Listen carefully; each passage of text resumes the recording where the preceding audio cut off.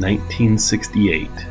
9-year-old Bobby Boys spent the day after Christmas inside the family's trailer home in Port Republic, Maryland, playing with the Marx playset he had received the day before. The gift promised hours of future adventures and fun, but that would not turn out to be.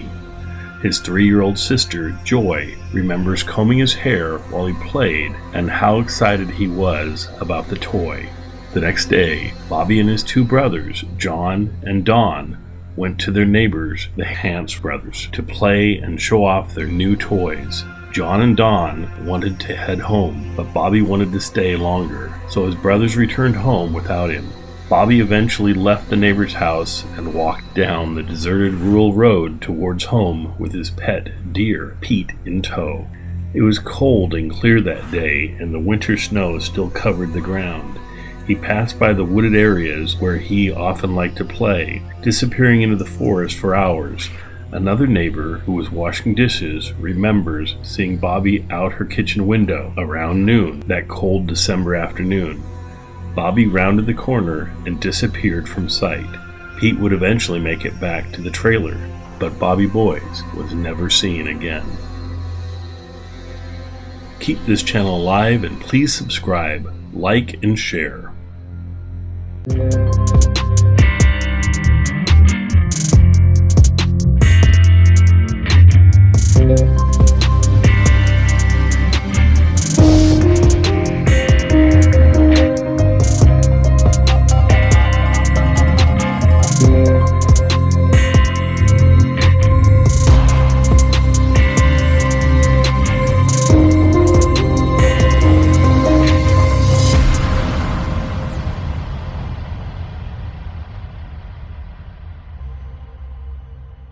At the time of his disappearance, Bobby Boys was 4 feet tall and weighed 80 pounds. He had a scar on his upper lip.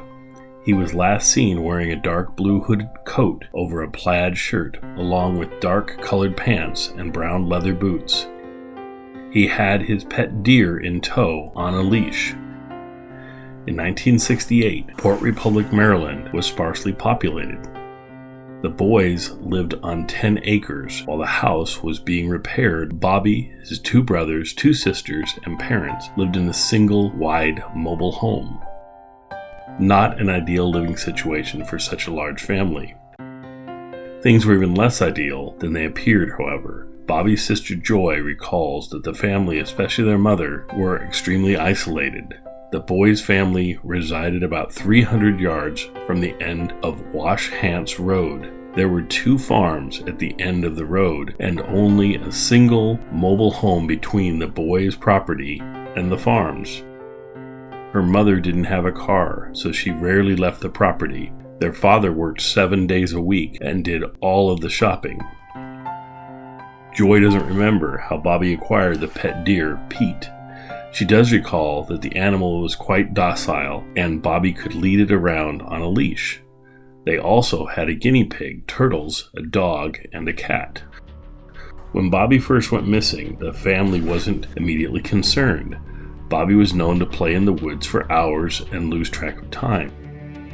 When Bob's father, Richard, returned home that evening, he began looking for his son.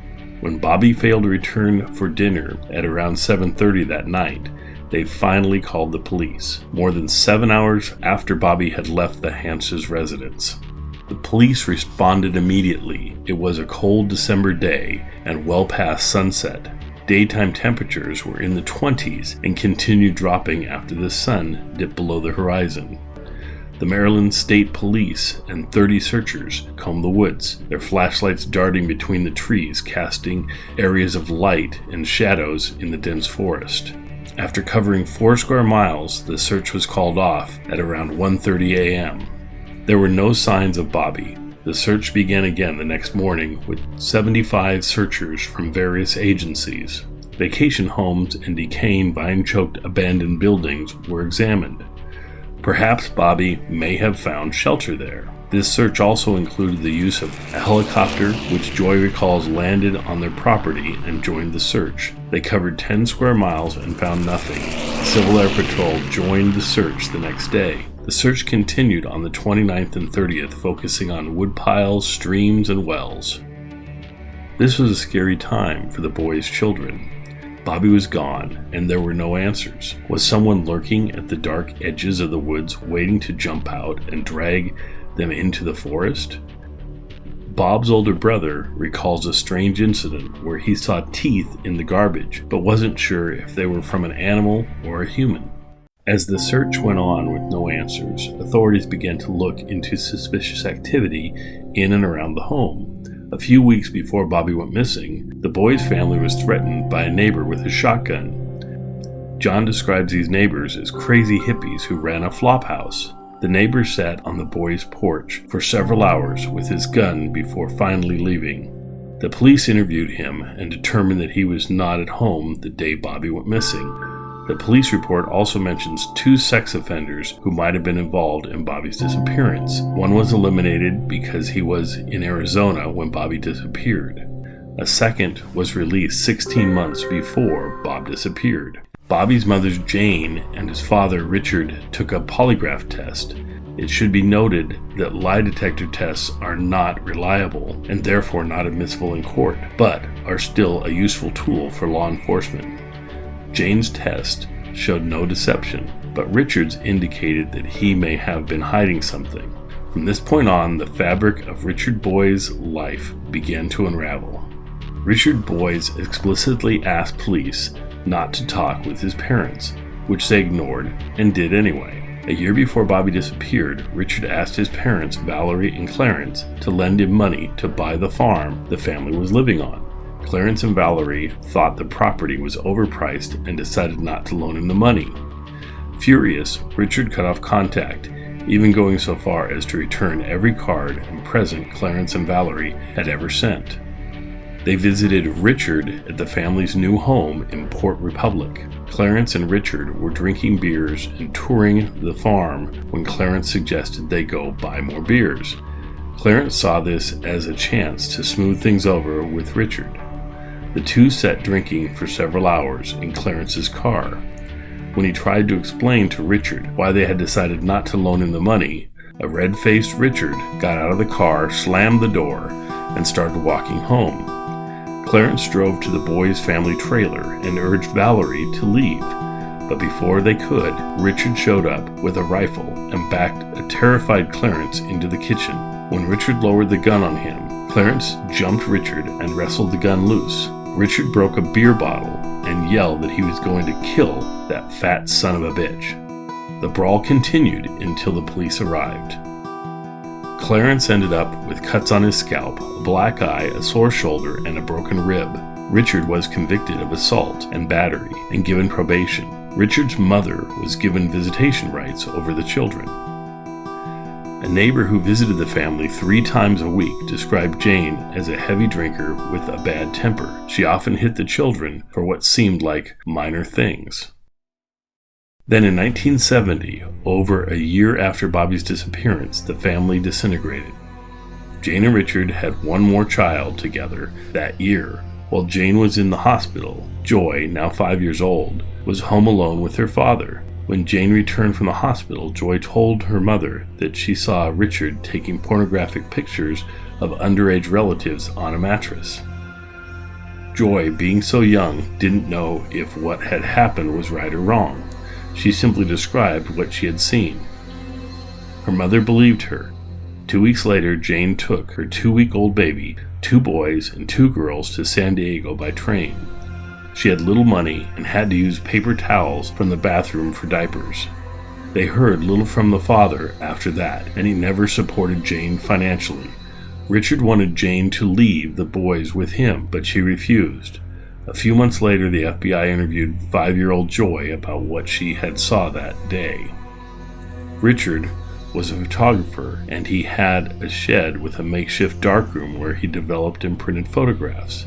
Joy remembered strips of film and pictures hanging up to dry. The FBI and police took action and raided the home. According to a report, they found pornographic magazines, nudies, and other paraphernalia in the shed. There was speculation that Richard may have been part of a child pornography ring.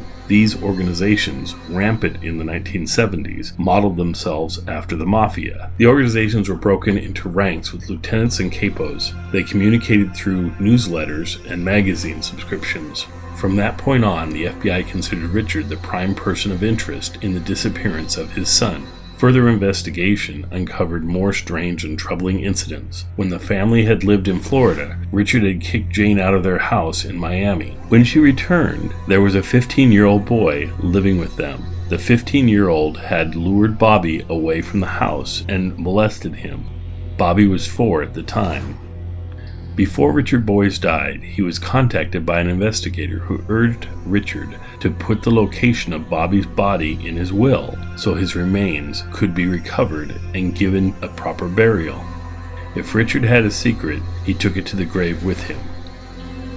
Bobby's parents, Jane and Richard, have passed away, but Bobby's younger sister, Joy, is still searching for answers. To this day, no one has been charged with his disappearance, and no one knows what happened to him on a cold day after Christmas in 1968.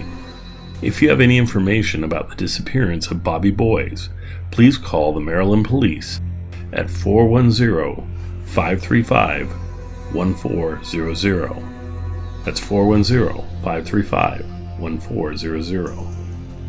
Please like, share, and subscribe to this channel. And if you or anyone you know has a loved one that is missing, please fill out our case submission form.